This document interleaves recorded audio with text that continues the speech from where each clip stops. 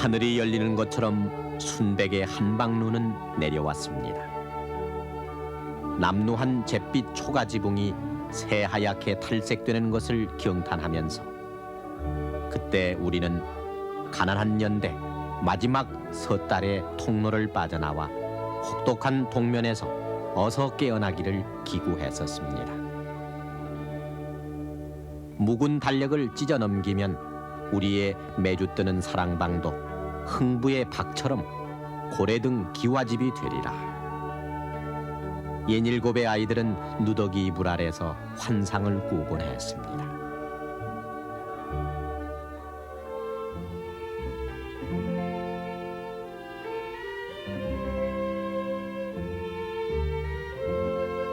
그리고 5원짜리 붉은 세뱃돈과 새 고무신, 또 고단한 소년기의 조그만 바램을 하늘로 날려보냈던 방패연의 정월.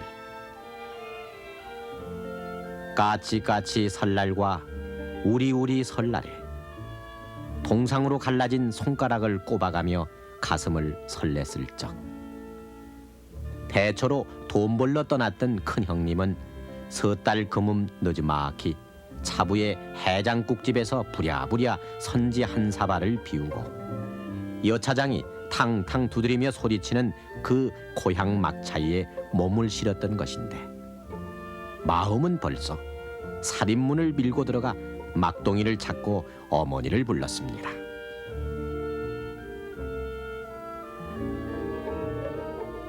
그러나 그해 섣달도 또 소망했던 이듬해 정월도 돌이켜보면은 궁핍의 연대기라는 괄호 속에 모두 갇힌 채 20해, 30해 전에 고만고만한 기억으로 멀어져 갈 뿐입니다.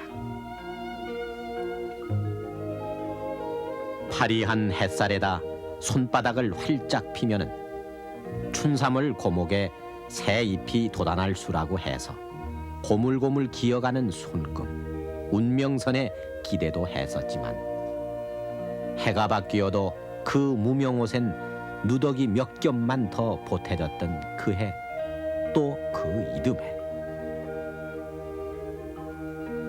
설빔을 장만해주지 못했던 어머니는 침침한 눈빛으로 반지꼬리를 뒤져 골무와 바늘을 골랐습니다. 얼음장 찬물에 빨아서 말린 무명옷에 흠집을 기입고 또 기우면서 행여 눈물 자국으로 애써 꿰맨 그 옷이 더럽혀질까 두려웠던 어머니의 깊은 주름 사이로 금은밤을 밝히는 등잔불이 펄럭였던 그때, 쥐들이 다름박질을 쳤던 천정 아래서 눈썹이 새일까 걱정하다가 이윽고 정월 명절 포식의 단꿈에 빠져버리곤 하던 그때를 아십니까?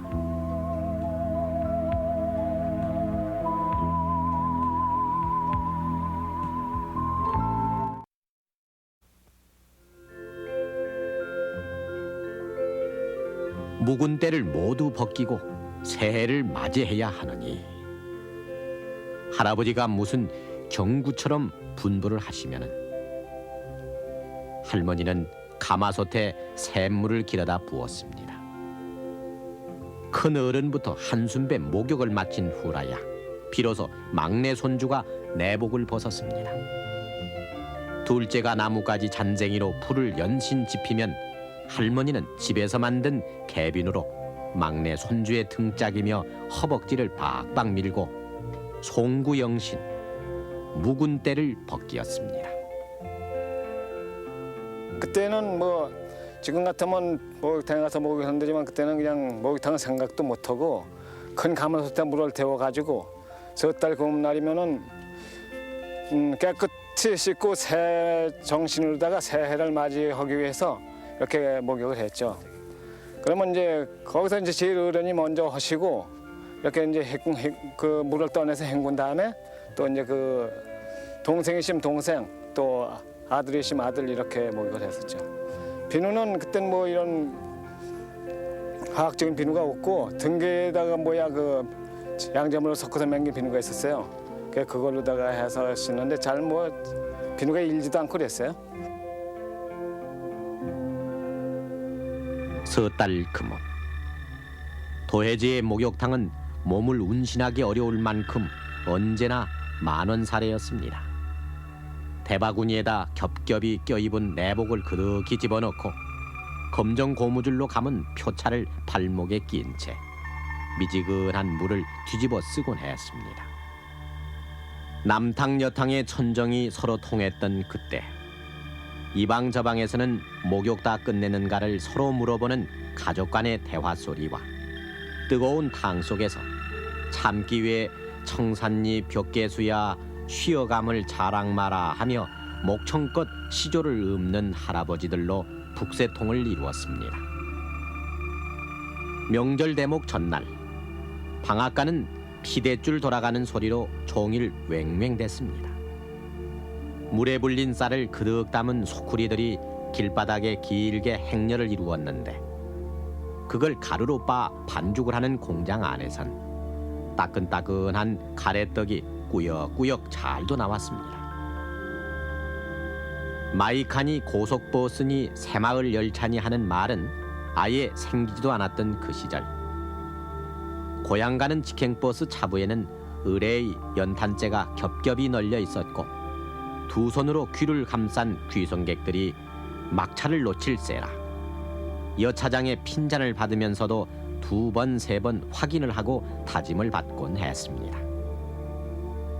그때 서울역. 비록 두 끼를 굶고 한 끼로 때울 망정, 고향으로 가는 차림새는 그게 아니어서 그때 말로 모두 때 빼고 광을 냈는데, 미군 담요로 만든 최상급 털오바를 걸친 아가씨나 검정 광목의 서울 고학생이나 그날만큼은 다림질한 매무새로 광장의 찬바람 속을 보란듯이 활보했습니다.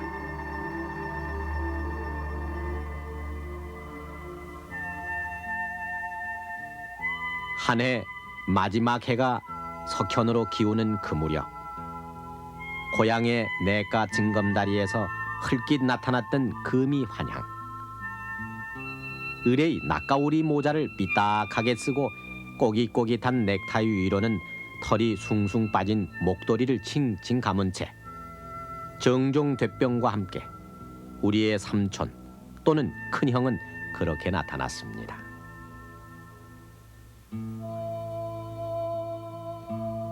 아이고, 이게 몇 년 만인가.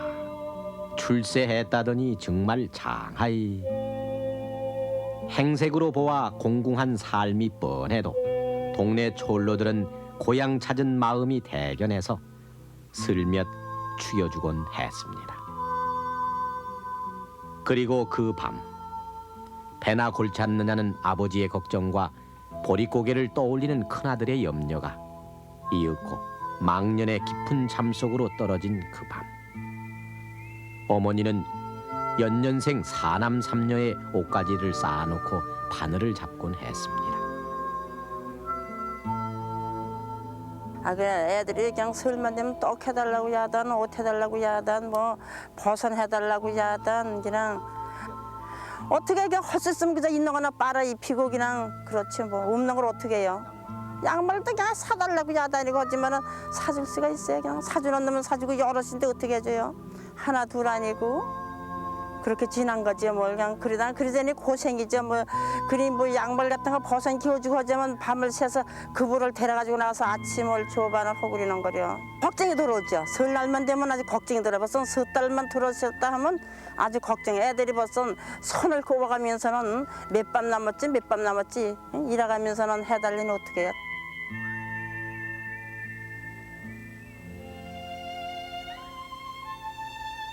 큰 누나의 옷을 물려받아 그런대로 설빔을 차린 작은 누나와 유엔 털모자의 아이들이 종갓집 세배를 떠날 때면 구차한 세월 속에서도 새날은 상서로운 이해감을 갖게 하곤 했습니다.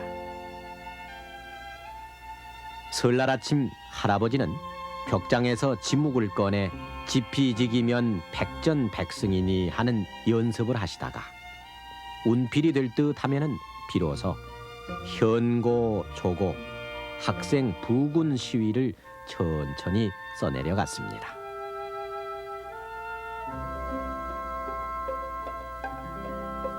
대청마루 옆 부엌에서는 할머니와 큰어머니를 필두로 작은 어머니, 숙모, 누나들이 북적거리며 쌀 팔고 보리 팔아 마련한 약과의 과일을 접시에 담고 누름젓에다 떡국에다 생선전을 부치는 냄새가 요란했고 고명을 얹어라 황백, 실백을 더 놔라 하는 참견으로 시끌벅적했습니다. 홍동, 백서, 좌포, 우회 또 어동, 육서, 이울, 조시에 맞춰서 상을 차린 뒤 종손이 그릇의 바닥에 절을 들어 3번 치는 것으로 조상께 음덕을 기리는 차례는 시작됐습니다.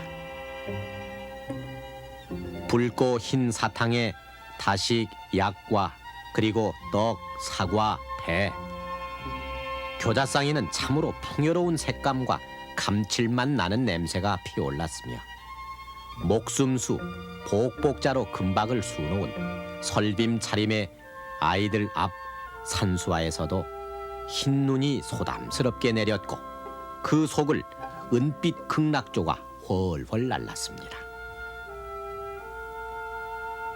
명절이나 제사 때면 늘 하는 순서이긴 해도 아이들은 곧잘 잊어버려서 어른 뒤에서 눈치를 보며 저를 꾸벅꾸벅 했고 언제나 이 차례가 끝나나 교자상 위에 떡국과 고기 산적을 보며 그저 침을 삼키곤 했습니다. 할아버지 할머니 만수무강하세요. 오냐 새는 무병하고 건강해라. 할아버지의 덕담엔 허연 입김이 서렸고 세뱃돈으로 10판짜리 독도가 새겨진 지전을 받을 때면 어린 마음에도 환감했습니다. 세뱃돈을 지전으로 챙겨주는 집안은 그래도 넉넉한 편이었고 어지간한 집에서는 차례상에 놓였던 사과나 배를 집어주는 것으로 대신했습니다.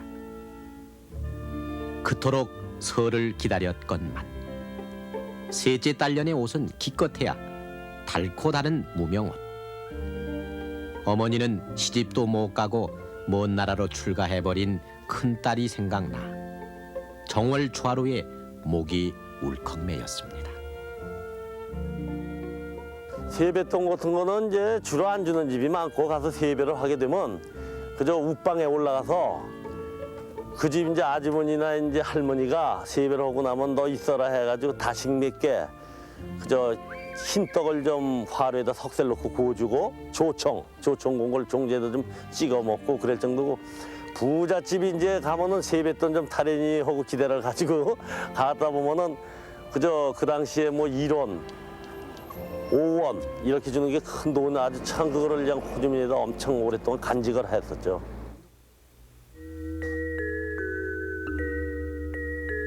어쨌거나 오늘은 아이들의 설날.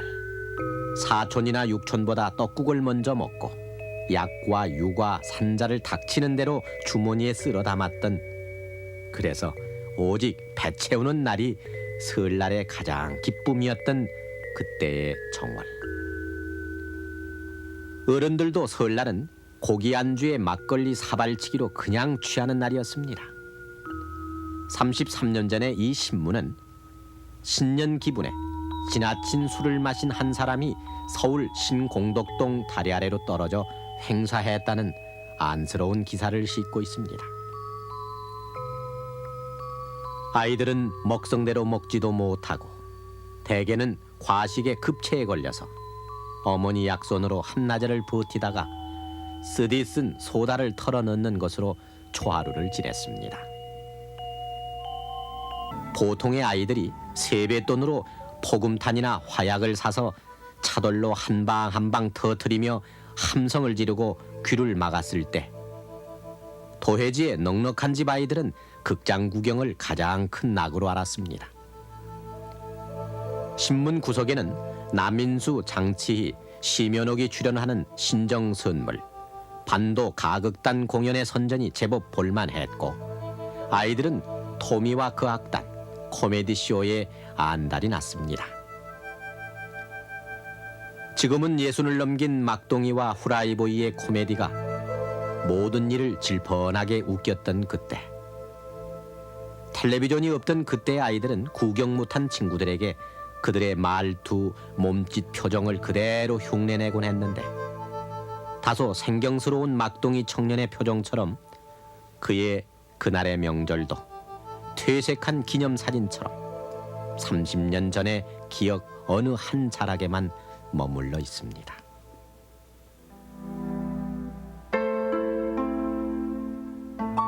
참으로 먼 곳에서 내리는 눈.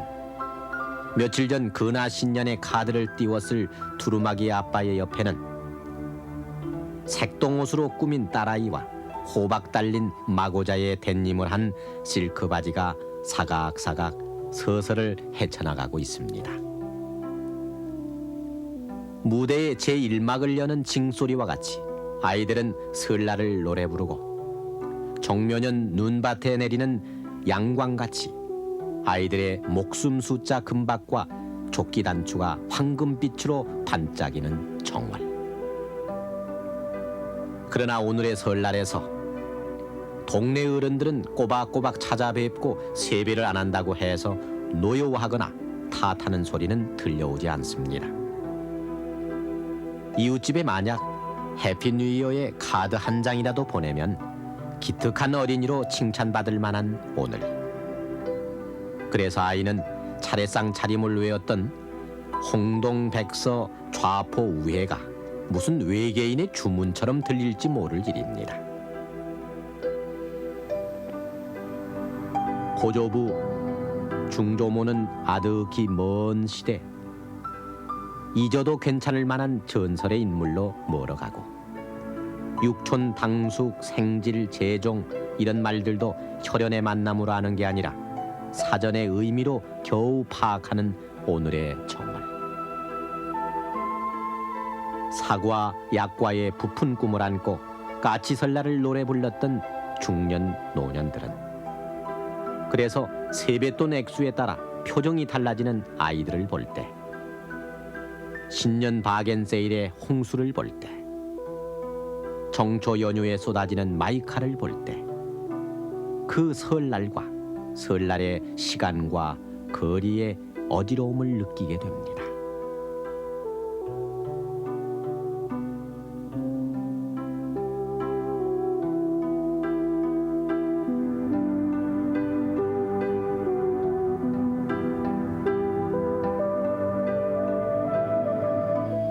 돌아보면은 다북다북 내리던 흰 눈은 오랜 시련을 덮어주기 위한 것으로 믿어지던 그런 시절이었습니다. 저 눈이 쌀이라면, 저 눈이 설탕이라면, 깡마른 가슴은 상상력마저 고갈돼 오로지 식욕으로만 눈을 가정하고 비유했던 그 시절. 물동이 호미자루를 내던지고 서울 갔던 순이도 돌아오고 낙가오리 뒤집어 쓴 삼촌이 돌아오고 그리고 모두가 포식의 잔치를 벌이고 쓰러졌던 30해 전의 정월. 복통으로 뒹굴었던 그 자리에는 설비물 위에 밤새워 누더기를 깁던 어머니 손끝에 피멍과 신방에 촛불도 켜지 못한 채 이승 먼 나라로 출가해버린 어린 딸의 옷고름이 겹쳐 향불에 어리듯 향불로 사라지듯 사유어 갈 뿐입니다.